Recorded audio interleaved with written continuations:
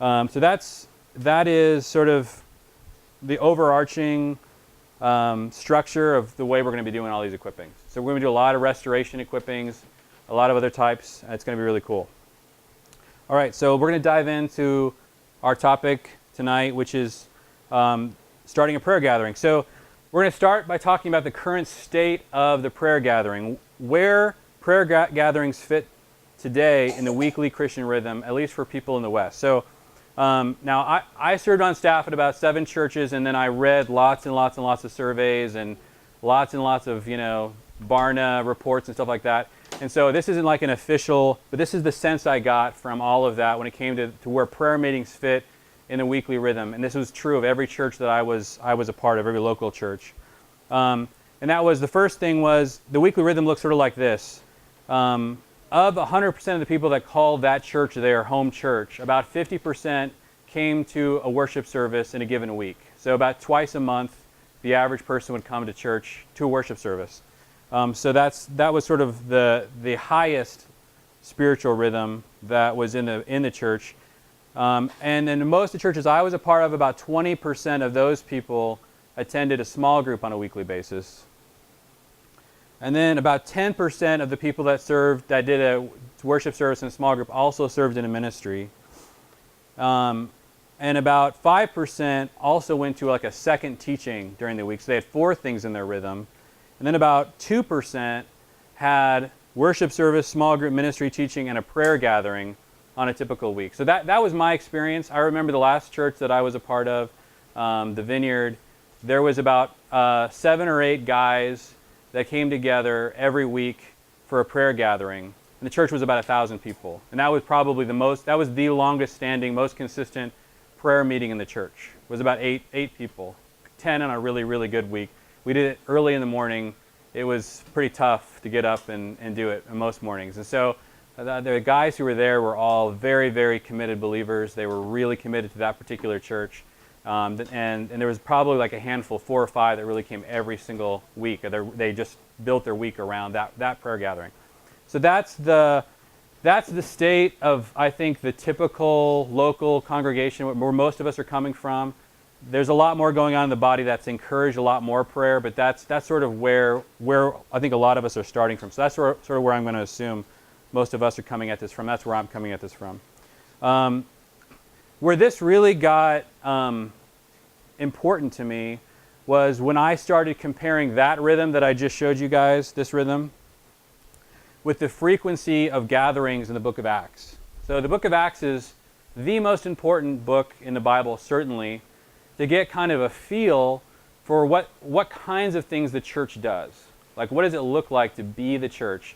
The book of Acts is a very helpful description that the Holy Spirit has preserved and then given to us about how the church was put together, what kinds of things that they did, how churches were planted, how the church grew. All those questions are really answered in the book of Acts.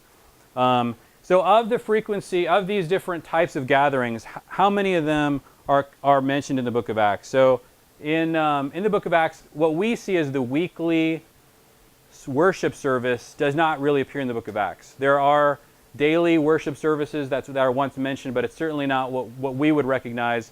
99% of our worship services look sort of typical. Once a week, there's worship, there's a teaching for about 30 minutes, a sermon. That particular gathering that is done in that way that we're all very familiar with, it doesn't really exist in Acts. Like I said, elements of it do exist. Preaching the gospel certainly exists, but that kind of rhythmic gathering does not exist in the book of Acts. The idea of a small group to get together to encourage one another once a week, sort of driving us, coming together at somebody's house, we're going to encourage each other, study the Bible in a weekly rhythm, that doesn't appear in the book of Acts. The idea of coming together for a teaching like we're doing tonight, there's 5 occurrences of that kind of a gathering that are actually mentioned in the book of Acts where people decided to get together and go through a particular teaching or equipping. The Lord's Supper gathering is mentioned twice in the book of Acts. And the prayer gathering of specific gatherings that are mentioned in the book of Acts where believers came together to pray is mentioned 12 times in the book of Acts. So that's what really got my attention. I started to realize that no matter what I believe about prayer, that there's something kind of missing or wrong with the way that I was thinking about it when this is the way the gatherings were described to have happened. Now, I don't think that this is necessarily acts as prescriptive, like we should just base our frequency of gatherings on this. I think it's just interesting. And I think it sort of signaled that maybe there's a little bit of a different priority given to certain gatherings, and that something changed in the midst of how we have experienced the church, or different gatherings. All right, so I want to ask you guys, you compare, so the typical, this is today's Christian rhythm as I described it in the book of Acts. These, in terms of just importance, for sort of from top to bottom, I would certainly say that the prayer gathering was the top. We're going to get into sort of examples to see that. Probably the second one was a teaching or an equipping sort of event. The third would be a Lord's Supper, which could have happened at least weekly.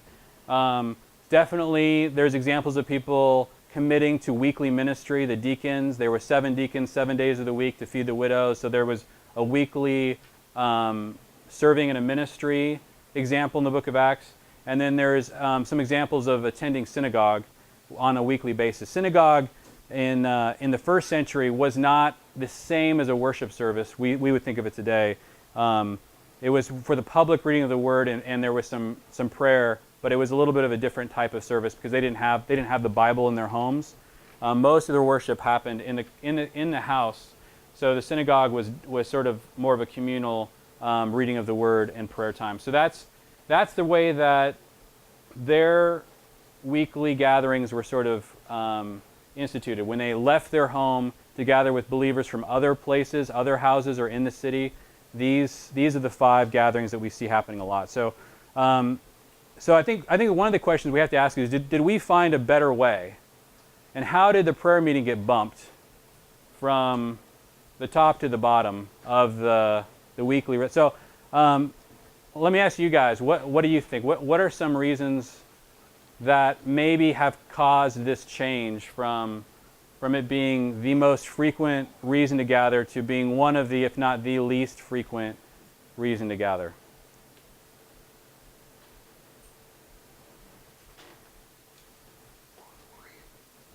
Persecution. Why do you say that? More persecution in their own day. Yeah. So they prayed to overcome persecution. Yeah. Yeah, that was kind of one of the first things I thought about with Acts is the early Christians had a lot of reason to pray. Yeah. Of course, I think as we see time go along here, Yeah. in our current society, we have more and more reasons to want to pray. Yeah. I think they need to depend on God. Yeah. So there was a need for dependence that was really felt. Yeah. How about for us? Like, why did we? I mean, all those things are true of some degree of us. Like, we need to depend on God. We have problems in our lives. So, what about for us? Why did it change in our? What are we like? What question are we asking in order to get to this rhythm? Like, what do you think is what question are we asking that's different than the question that maybe somebody was asking over here? I would say, do we need God involved? Yeah. So are we actually relying on God? If He doesn't show up, are these gatherings going to sort of just happen exactly the way that we had planned them? Or are they going to be a disaster? And I think the assumption that the early Christians had was they're going to be a disaster if God doesn't show up in some very clear way, if we're not relying on Him. And for, I think, a lot of us, there's a sense of, I think we can mechanically pull it off, and it's going to feel pretty much the same to an audience or somebody in the congregation, regardless.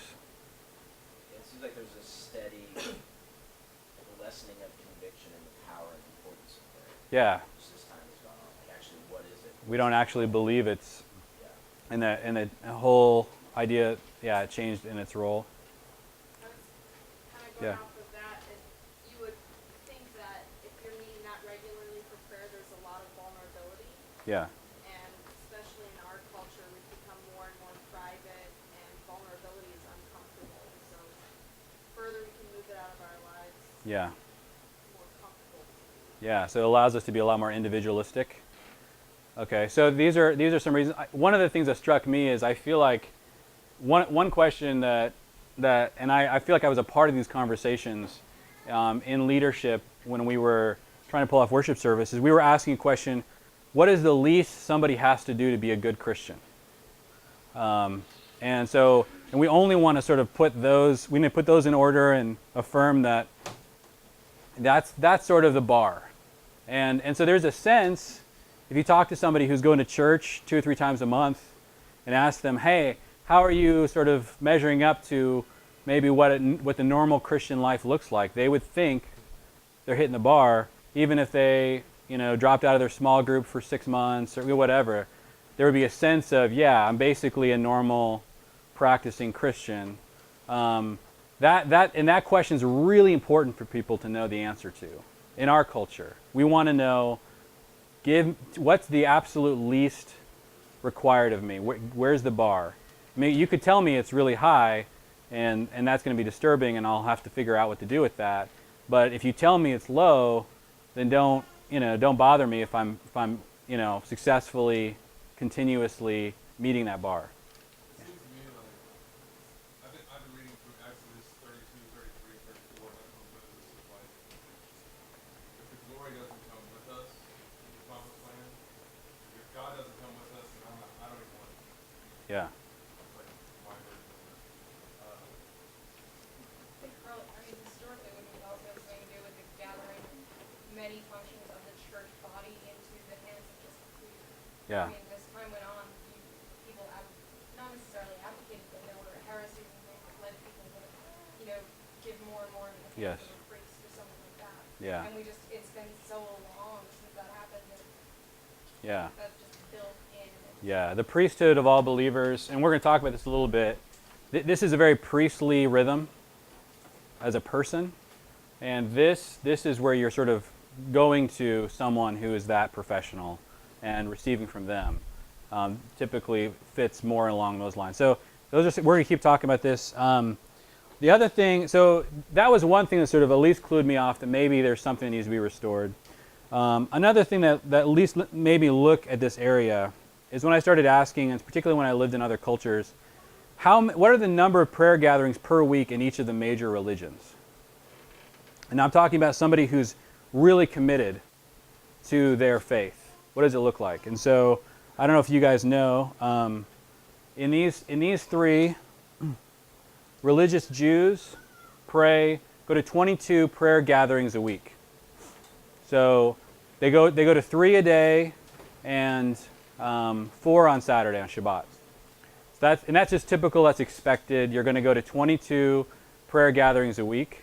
And I remember, and this is such a big deal to religious Jews. Where I really saw this when we were living in Jerusalem. There was a neighborhood called Naklaot, and my Hebrew teacher took me there for a field trip just to show me the way that, and these weren't ultra-Orthodox Jews, these were just kind of normal Orthodox Jews that had jobs and had families and had normal lives like we do.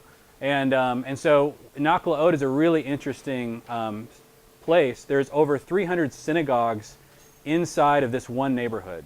It's a large neighborhood, but it's only the size, maybe a quarter the size of Fort Thomas. It has 300 synagogues. So what you do is you're walking through these tiny little, corridors, and they open up into a courtyard. In the middle of the courtyard is the synagogue, and then there's all the houses around it, and the kids are playing. And then 3 times a day, everyone's gathering at the synagogue. And what really struck me was how the actual community was designed around prayer. Like it forced them to design their community in a very specific way, a design I'd never seen before, because you had to, if you knew you were going to pray 22 times a week with people, you're not going to want to get the kids in the car, put the seatbelts on, that's just not going to work. You have to live really close to the prayer room. And that's what these look like, when you picture the synagogue, I don't know, but it was like a storefront, basically, like the size of the storefront, the Fort Thomas coffee shop's going to be in, just a little storefront like that. It was decorated, and there would be like 20 or 30 guys that would show up. It was interesting, and we were there around 6 o'clock during the evening prayers, and just watching all the men gather into this room to pray, right in the middle of right at the end of a work day, and that was just normal.